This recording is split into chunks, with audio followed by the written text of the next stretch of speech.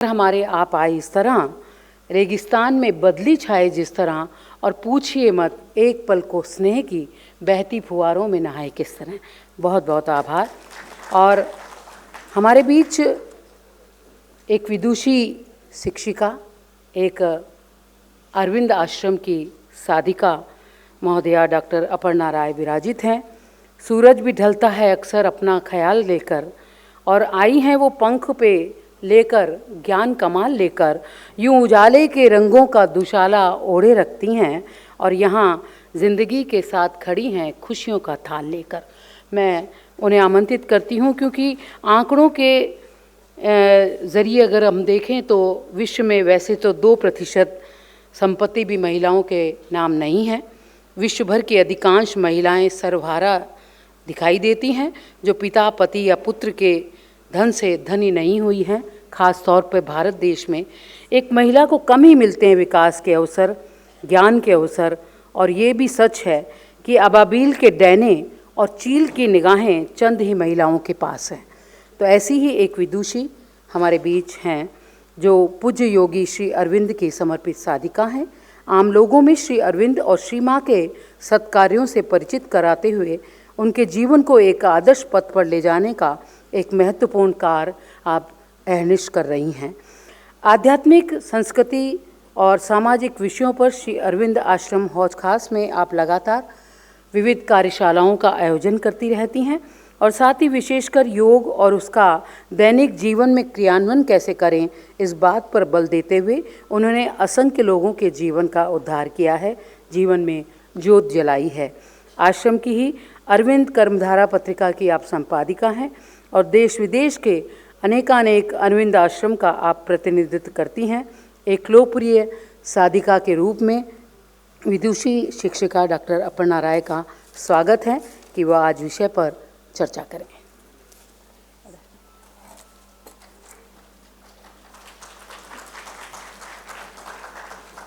नमस्कार।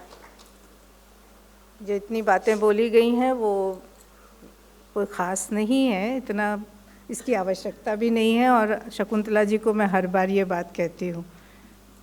दरअसल मैं देख रही हूँ कि समय किस गति से हम संकुचित होता जा रहा है, हमेशा की तरह। तो और बोलना है श्री अरविंद के ऊपर, जिनके जो बोलने के नहीं, पढ़ने के नहीं, सुनने के नहीं, बल्कि जीने के अस्तित्व को सामने लाते हैं। मैं श्री अरविंद को जी रही हूँ या कहूँ जीने का प्रयास कर रही हूँ, ये मेरा सौभाग्य है। इसके पहले मुझे खुशी है कि हम सूर्य प्रताप सिंह जी को सुन चुके हैं, जिन्होंने उनके दर्शन को काफ़ी कुछ आपको समझा दिया। मैं दर्शन की जटिलता में नहीं जाऊंगी, ना ही मैं जा सकती हूँ। मैंने श्री अरविंद के योग पथ को, जिसको उन्होंने कई नाम दिए हैं, पूर्ण योग, समग्र योग, रूपांतर योग, मैं इन 3 शब्दों पे ही केवल थोड़ा सा जो कह सकती हूँ कहूँगी। पूर्णता ही ख़ास है इसमें, क्योंकि श्री अरविंद का जो योग है वो पूर्णत्व की ओर ले जाने का योग है। कहते हैं जब बौद्ध संप्रदाय में 7वीं शताब्दी की बात है, वहाँ पर शांतारक्षित अवतरित हुए। उन्होंने एक बात कही कि जीवन का सर्वोच्च लक्ष्य मोक्ष नहीं हो सकता, अर्थात जब तक एक भी जीव बद्धता में है, सांसारिक बद्धता में है, बंधन में है, तब तक हम मोक्ष को स्वीकार नहीं करेंगे। जीवन का उच्चतम लक्ष्य ये होना चाहिए। और ये बातें सदियों तक गूंजती रहीं हवा में। जब श्री अरविंद अवतरित होते हैं तब उन्होंने इसे अपनी योग साधना का लक्ष्य साधित किया। उन्होंने हमें ये बताया, और वो कहते हैं मैं योग के आश्रय में अपने मोक्ष के लिए नहीं हूँ। जब संपूर्ण वसुधा आ जाएगी स्वर्ग के शासन में, जहाँ ईश्वर का शासन होगा, यानी इस धरती के जीवन को रूपांतरित करके दिव्य जीवन में बदलना, ये रूपांतरण जिस दिन होगा उस दिन हम सब कहेंगे कि हमने श्री अरविंद के इस महान साधना का सहयोग किया है, और उसके लिए हमें तैयार होना है। श्री अरविंद ने खाली इतनी कठिन और ऊंची ऊंची बातें नहीं की, उन्हें अपने जीवन में करके दिखाया। उनके साधना पथ पे, उनके योग पथ पर या रूपांतरण के इस पथ पर चलने वाला हर पथिक अपने जीवन को किसी बंधन में नहीं डालता, किसी नियम की संकीर्णता में नहीं डालता। उनका हर साधक या उनका हर शिष्य या उनके योग पथ का चलने वाला हर पथिक, चाहे वो गृहस्थ हो और चाहे वो अपने को योग पथ का पथिक कहे, दोनों में कोई ख़ास अंतर नहीं है। ज़्यादातर लोग अपने सामान्य सांसारिक जीवन में हैं, क्योंकि श्री अरविंद को इस संसार से ही तो लेना था, इस संसार को ही तो रूपांतरित करना है। इसको हम कैसे छोड़ सकते हैं? वो संन्यास के सामान्य अर्थ में हमें नहीं बांधते।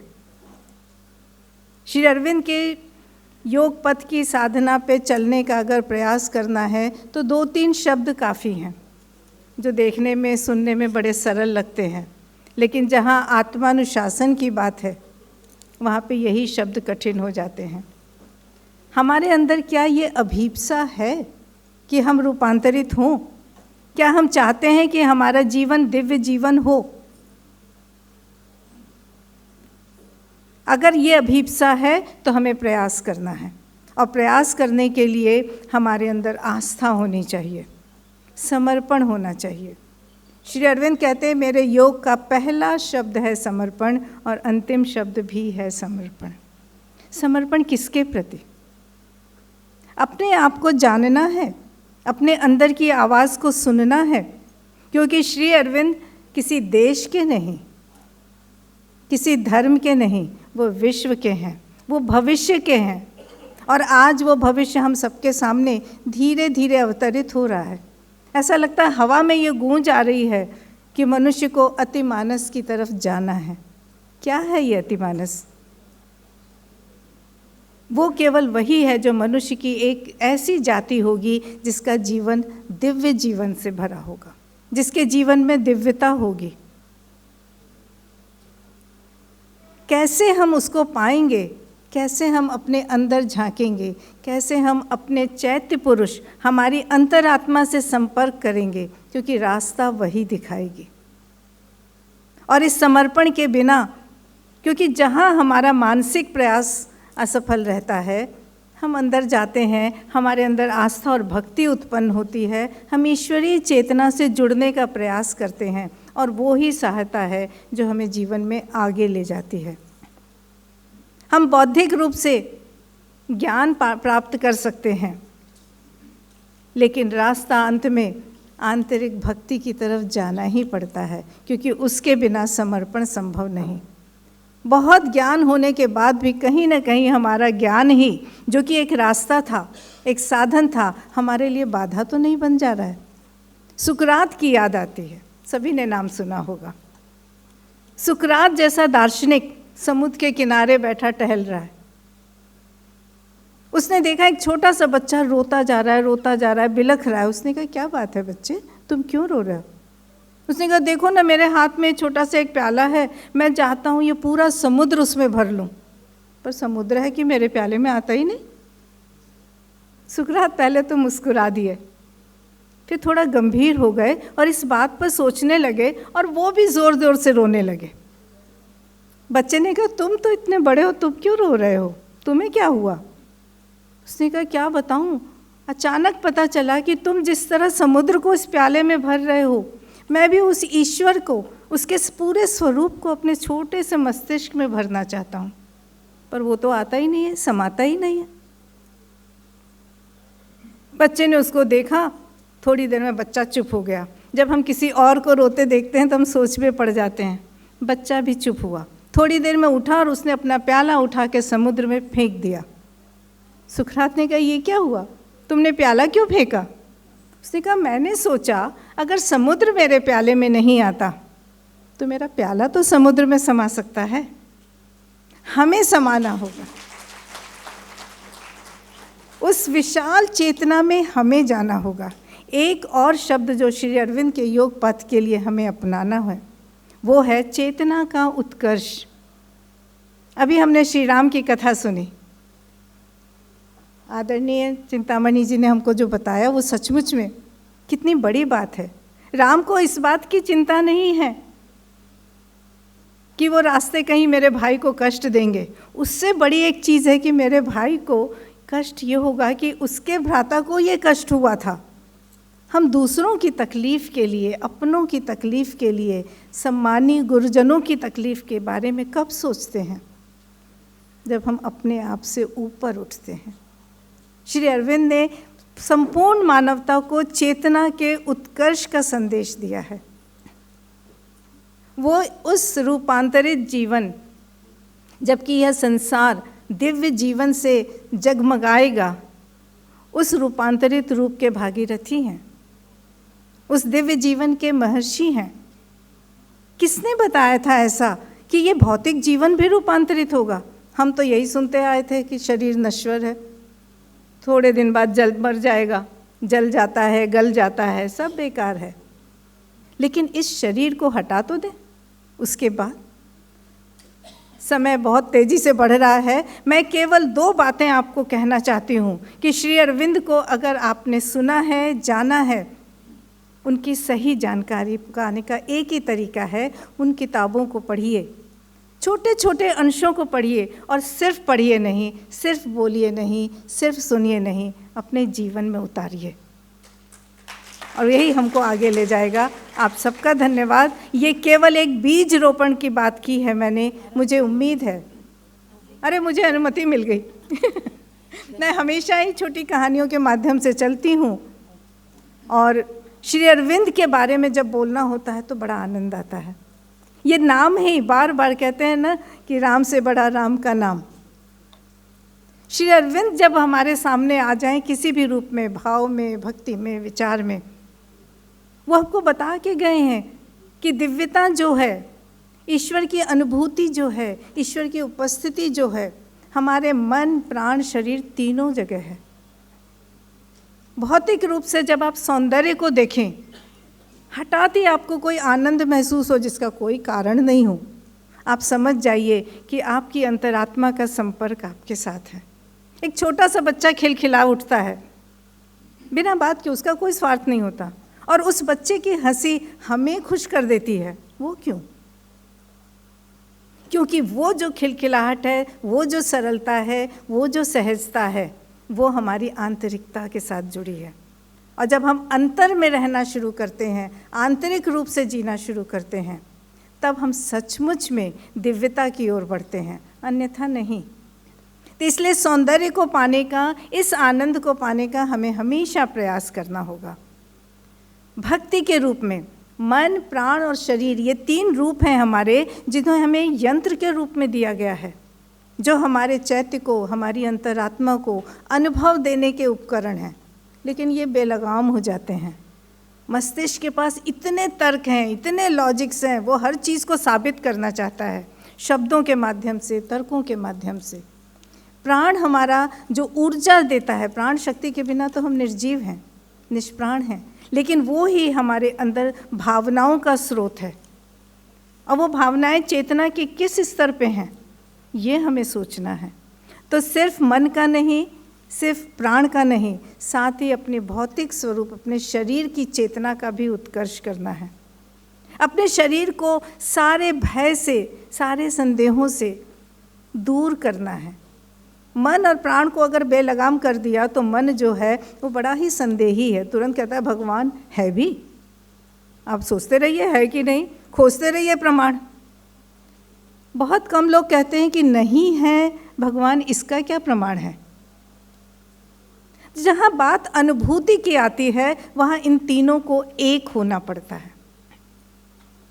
अगर ये तीनों सही दिशा में एक होते हैं तो आगे बढ़ते हैं, लेकिन गलत गठबंधन हो गया तो विद्रोह होता है, विरोध होता है, दिशा बदल जाती है, हम ईश्वर विरोधी तत्वों, सत्ताओं के अधीन आ जाते हैं। बड़ा आसान है उधर खींचना।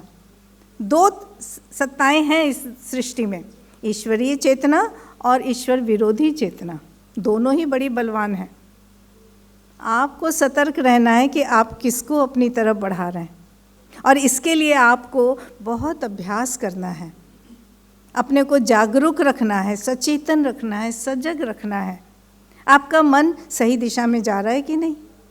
मन ने चाहा कुछ और करें, प्राण ने कहा बड़ा आनंद आएगा, दोनों मिल गए, रास्ता बदल दिया। क्लास में नहीं जाना बच्चे को, कहीं फिल्म देखने जाना है, बड़ा आनंद आता है।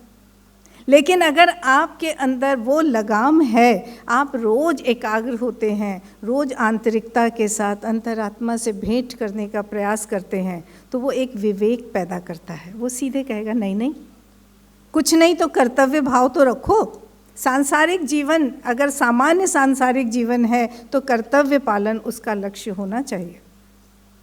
अगर आप ऊपर जा रहे हैं तो और आगे जाना चाहिए। अब शकुंतला जी बताएं कितने मिनट मुझे दे रही हैं? मैं बहुत आज्ञाकारी हूँ इनकी। लेकिन इसके लिए मैं सिर्फ सजगता को, समर्पण को ले लीजिए, आस्था को ले लीजिए, विश्वास को ले लीजिए, लेकिन सजग रहना है कि आपके ये तीनों भावनाएं किस तरफ हैं, किसके प्रति आप सजग हैं। क्या आप अपने अंदर की आवाज़ को सुन पा रहे हैं? और मनुष्य एक ऐसा प्राणी है जिसको भगवान ने बड़े सारे गुण दिए हैं,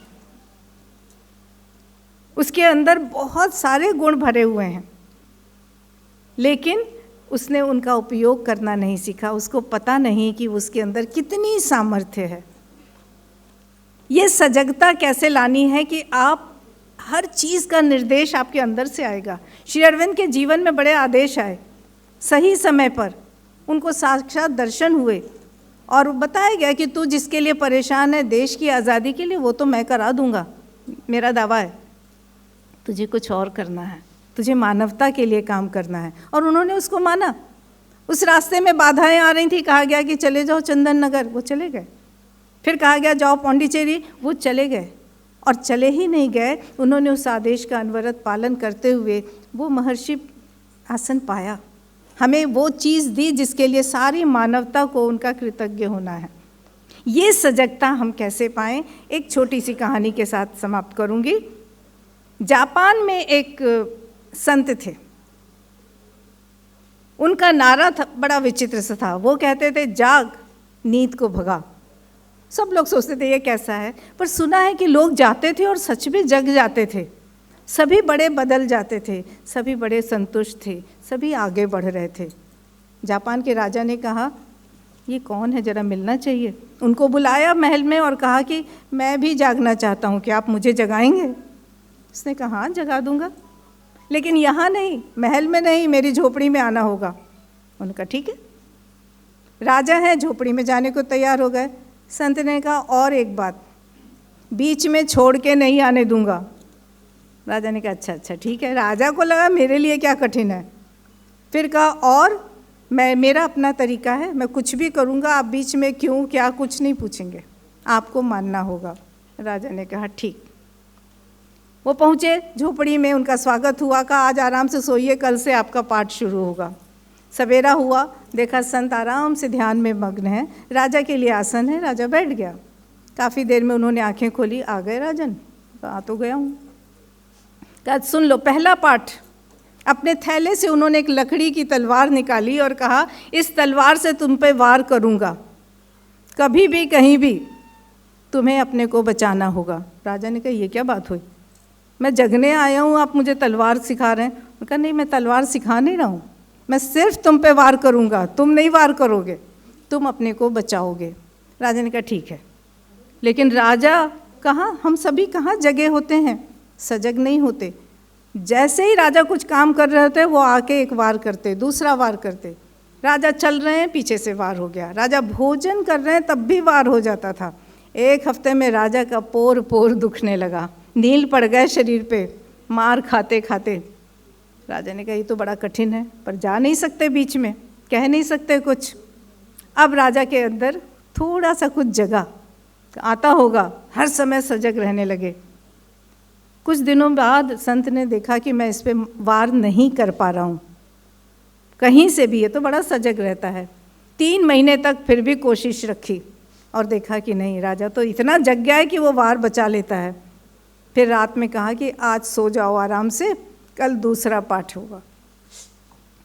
दूसरे पाठ की बारी आई, फिर वही सीन, वो बैठे हैं ध्यान में, राजा इंतज़ार कर रहे हैं। और फिर संत ने कहा राजन, दूसरा पाठ ये है कि अब मैं तुम्हें सोते समय भी, जब तुम निद्रा में लीन होगे तब भी मारूंगा।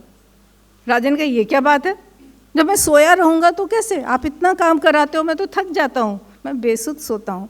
कहा मैं कुछ नहीं जानता।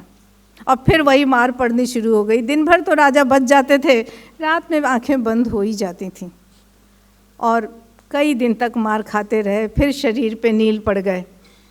कुछ दिन बाद राजा ने कहा अब तो कुछ करना पड़ेगा। और फिर राजा ने महसूस किया कि उनके अंदर कुछ जग रहा है, कोई है जो उनके सोने के बाद भी जगा रहता है, जो उन्हें सजग कर देता है। और संत ने देखा कि अब तो ये सोया रहता है तो भी नहीं मार पाता हूँ। उसके कमरे में प्रवेश करते ही वो अपने ढाल उठा लेते थे और बच जाते थे। 3 महीने और बीत गए। उन्होंने कहा चलो भाई, दूसरा पाठ भी ख़त्म हो गया, अब तीसरा पाठ कल बताऊंगा। राजा ने सोचा अब पता नहीं क्या करेगा। सवेरा हुआ, मिले दोनों। उन्होंने कहा राजन, अब मैं तुम्हें लकड़ी की तलवार से नहीं, सचमुच की तलवार से मारूंगा। राजा ने कहा ये क्या बात है, लकड़ी से तो फिर भी चोट लगती थी, तलवार तो मेरे हाथ पांव काट देगी, हो सकता है मेरी जान ही चली जाए। उन्होंने कहा घबराओ मत, काफ़ी जग गए हो, और जितनी बड़ी चुनौती है उतनी ज़्यादा सजगता आती है, चेतना उतना ज़्यादा बढ़ती है। राजा ने कहा करें क्या, मरता क्या ना करता। चलो शुरुआत हुई। अब पहले दिन से ही राजा बहुत सजग था। तलवार है भाई, हाथ कट गया तो, पैर कट गया तो, गर्दन ही कट गई तो। संत ने देखा ये तो उसको मार ही नहीं पा रहे।